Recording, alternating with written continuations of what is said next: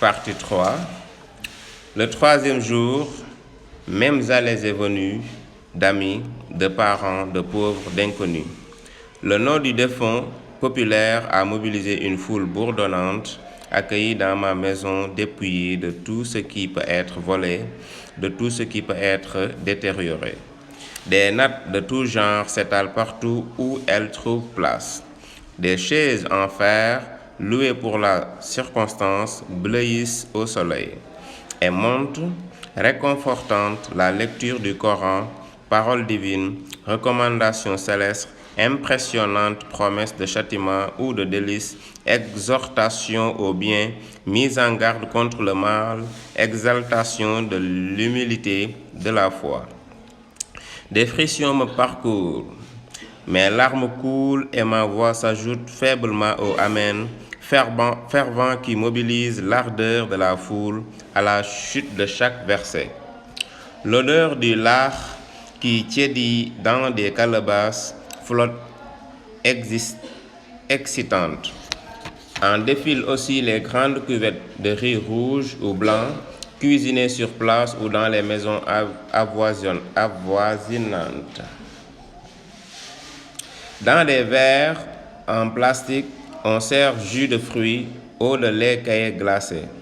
Le groupe des hommes mange silencieux. Peut-être ont-ils en mémoire le corps raide, ficelé, descendu par leurs soins dans un trou béant vite refermé. Chez les femmes, que de bruit, rire sonore, paroles hautes, tape des mains, stridentes exclamations. Des amis qui ne s'étaient vus depuis longtemps s'étreignent bruyamment. Les unes parlent du dernier tissu paru sur le marché. On se transmet les derniers potins. Et l'on s'esclave et l'on roule les yeux et l'on admire le boubou de sa voisine, sa façon originale de noircir ses mains et ses pieds au henné, en y traçant des figures géométriques. De temps en temps, une voix virile excédée met en garde, redéfinit le rassemblement, cérémonie pour la rédemption d'une âme. La voix est vite oubliée et le brouhaha revient s'amplifiant. Le soir vient la phase la plus déroutante de cette cérémonie du troisième jour. Plus de monde, davantage de bousculades pour mieux entendre.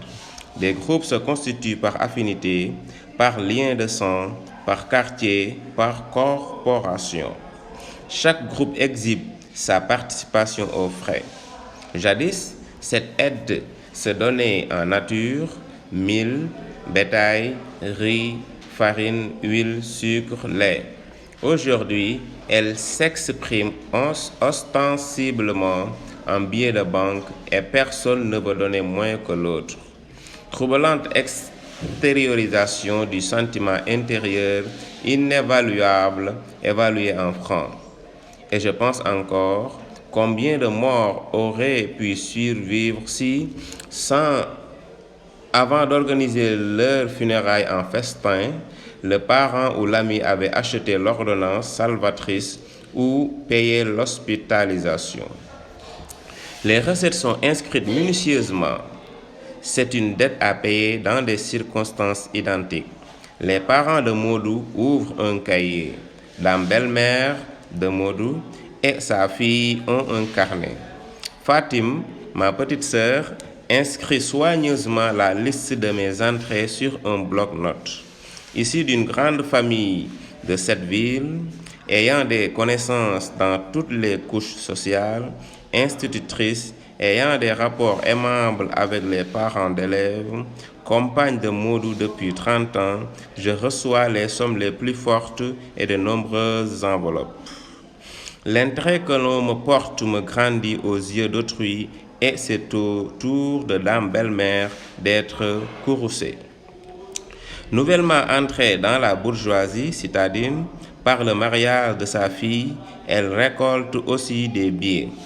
Quant à son enfant, muette, hagarde, elle demeure étrangère au milieu qui l'environne. Les interpellations de nos belles-sœurs la sortent de sa torpeur. Elles rentrent en scène après s'être consultées. Elles ont cotisé l'exorbitante somme de 200 000 francs pour nous habiller. Hier, elles nous ont offert de l'excellent tchakri pour étancher notre soif. La griotte de la famille Fall est fière de son rôle de liaison transmis de mère en fille. 100 000 francs la branche paternelle, 100 000 francs la branche maternelle. Elle compte les billets bleus ou roses, à un, les exhibe et conclut. J'ai beaucoup à dire sur vous, Fall, petits enfants de Lamel Madjojo, qui avez hérité d'un sang royal. Mais l'un de vous n'est plus. Aujourd'hui n'est pas un jour joyeux. Je pleure avec vous, Modou, que je qualifiais de sac de riz, car il me donnait fréquemment un sac de riz. Recevez donc les sommes, vous les dignes veuves d'un homme digne. Chaque veuve doit doubler sa part, comme sera doublée l'offrande des petits-fils de Modou, représentés par la progéniture de tous ses cousins et cousines.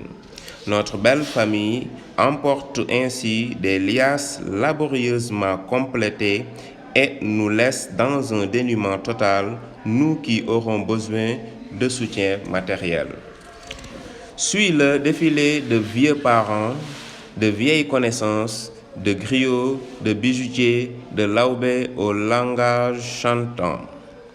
Les au revoir énervent en se succédant à une cadence infernale, car ils ne sont pas simples ni gratuits.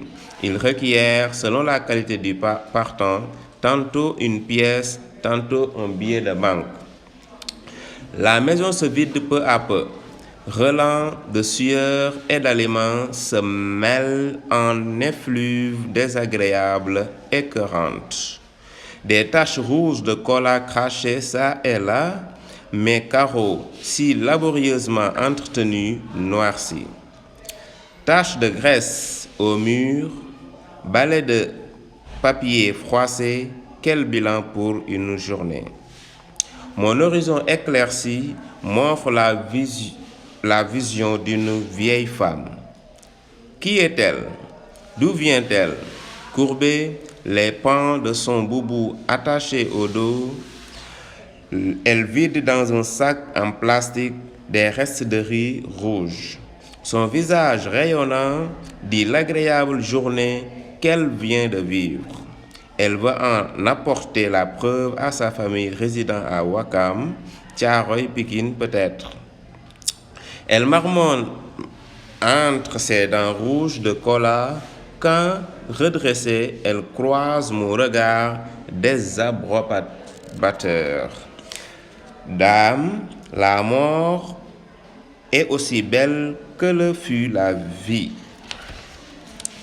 Elle en sera de même, hélas, pour les 8e et 40e jours qui verront se rattraper ceux qui ont su tardivement. Légère toilette qui laisse apparaître la sveltesse de la taille, la proéminence de la croupe, le soutien-gorge neuf ou acheté à la marchande de friperie, cure-dent calé à la bouche, châle blanc et ou fleuri, parfum lourd d'encens et de gongo, voix criarde, rire aigu. Et pourtant, l'on nous dit dans le Coran que le 3e jour, le mort enfle et emplit sa tombe. Et pourtant, l'on nous dit que le 8e jour, il éclate. Et l'on nous dit aussi que le 40e jour, il est démantelé. Que signifient donc ces festins joyeux, établis en institution, qui accompagnent les prières pour la clémence de Dieu? Qui est là par intérêt? Qui est là pour étancher sa soif? Qui est là pour plaindre?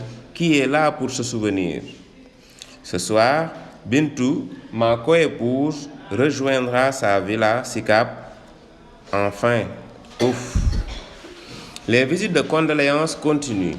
Malade, voyageurs ou simples retardataires et paresseux viennent accomplir ce qu'ils considèrent comme un devoir sacré.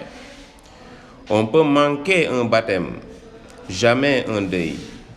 Pièces et billets continuent d'affluer sur le vent solliciteur. Je vis seul, dans une monotonie que ne coupent que les bains purificateurs et les changements de vêtements de deuil tous les lundis et vendredis. J'espère bien remplir mes charges. Mon cœur s'accorde aux exigences religieuses. Nourri dès l'enfance à leur source rigide, je crois que je ne faillirai pas. Les murs qui délimitent mon horizon pendant 40 mois et 10 jours, les 10 jours ne me gênent guère. J'ai en moi assez de souvenirs à ruminer. Et ce sont eux que je crains car ils ont le goût de l'amertume. Puisse leur invocation ne rien souiller de l'état de pureté absolue où je dois évoluer. À demain.